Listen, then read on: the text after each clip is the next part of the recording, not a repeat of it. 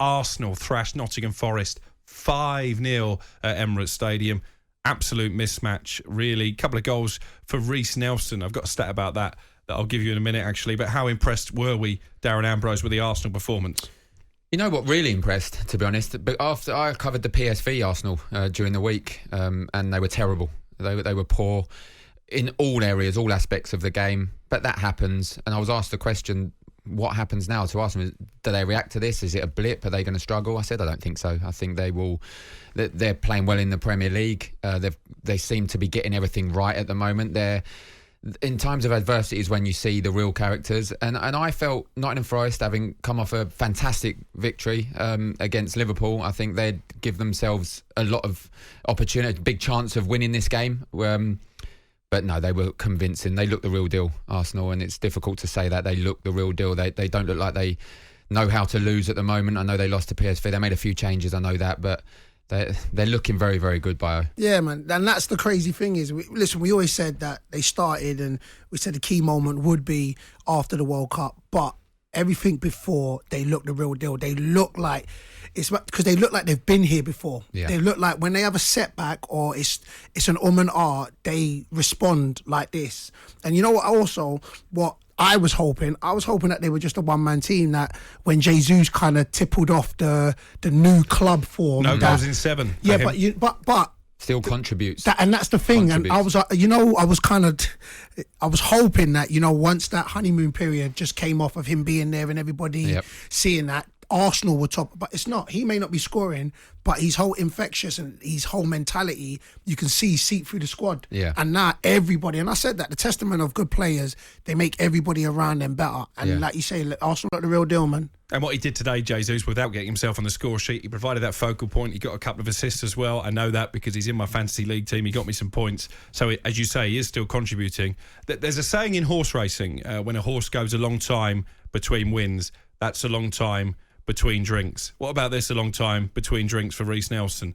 2 years and 107 days between Reece Nelson's first and second Premier League goals.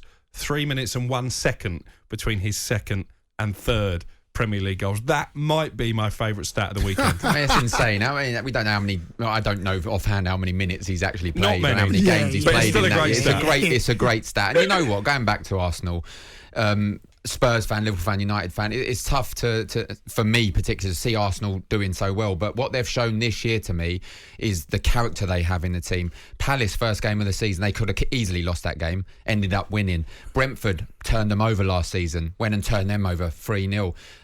People are questioning they haven't beaten no one. Well, they beat Liverpool, they beat Spurs comfortably, by the way, particularly Spurs. Again, the weekend, who they play at the weekend? Forest. They ain't beaten no one. Well, Forest just beat Liverpool and they annihilated them 5-0. Forest showed nothing today, and it might have been they turned up against Liverpool, didn't today, but people keep questioning Arsenal and they keep giving our answers back to them, and they're sitting top of the Premier League once again. And the thing is, which we also got to say, we're giving props to a lot of teams. So we're saying Man City, real deal. Smashed United. I'm just putting that in because it's the only thing I got on United at the moment. You take the small victories where you can. I'm going right now. But so we're talking about City. We're talking about Newcastle coming through. Yep. Arsenal's on top of the pile. Like right now, Arsenal. So whenever people... Are they getting the respect? Well, no. That a team who are top of the table, having lost one of their first 12, deserve? No, do you know what? It's not. I just think it's an apprehension in the fact that, you know what? It's Arsenal. That's what I think it is. And we keep saying it now. We keep saying that, you know what? There's a World Cup coming up.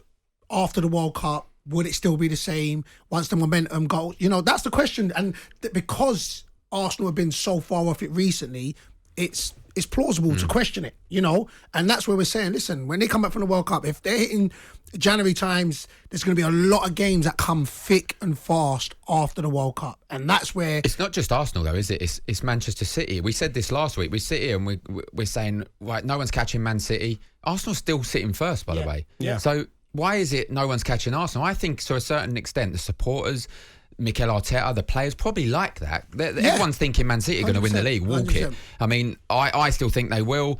Arsenal are just comfortably sitting there and gradually moving along, picking up these points. 1 defeat, 1 draw this season, and they're sitting comfortable on top. There are 2 games in the Premier League between now and the World Cup. Arsenal, Chelsea away, always a difficult place to go, and then Wolverhampton Wanderers, who you would expect them to beat. If they are still top of the table by the time that World Cup break comes around, do the Arsenal board have some decisions to make in January? Because my issue with Arsenal when it comes to challenging for the title is not just how good Manchester City are and how good Erling Haaland is. It's the lack of squad depth. And I think we saw that in the Europa League because they were poor against PSV on Thursday night. No question about that. Gabriel Jesus, when he doesn't play, Eddie Nketiah comes in. No goals in 12 in the Premier League. If you rest Partey or Xhaka, Lokonga is the backup. Not good enough for me. Even at left back, they've missed Zinchenko. Tierney, not quite the force that he was even last season. So I think if they are still there, the only way they can really challenge for the title is if the owners go out again and back Mikel Arteta with big money. Will they do that? I mean, I'm almost convinced that they will. They'd have to. If they're sitting there, if they're sitting top, first or second, which is looking likely, come the World Cup, January turns up, they have to. Last season, I don't think they signed anyone, did they? And that kind of was their issue. That's why I think they dropped out the top 4. The squad just wasn't quite big and strong enough towards the end of the season.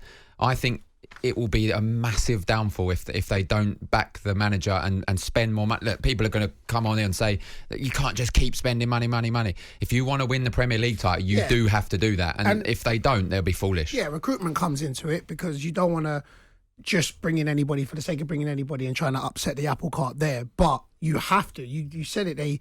To win the Premier League with the amount of games that's come in, squad depth it's a must. So you would like to think because they ain't been there or thereabouts in a while. So because the board would, and I think they would. I think Arteta now has done enough to say, look, trust me, like I'm taking it in the right direction or the direction you want it to go in. So you'd like to think they would back him. Mate, I hope they don't. I hope they sign no one. I'm not I hope gonna they lie. drop off. But I can't see it. I think it'll be foolish ownership, manager. The manager needs to be strong and say, right, if we've got a huge chance. Yeah. We don't know what's going to happen. The Brazilians, some of them may not even go. Jesus weren't in the last Brazilian squad. I'm sure he will. But some of them may not even go. They're going to have rest. So they'll come back stronger as well. They have to back him any chance. This is the season. We said last season they had a huge chance with no Europa League, Europe football. This season is huge for them. If the board is listening to us, don't back them. No, I back you. Don't back them. Right? Don't back us.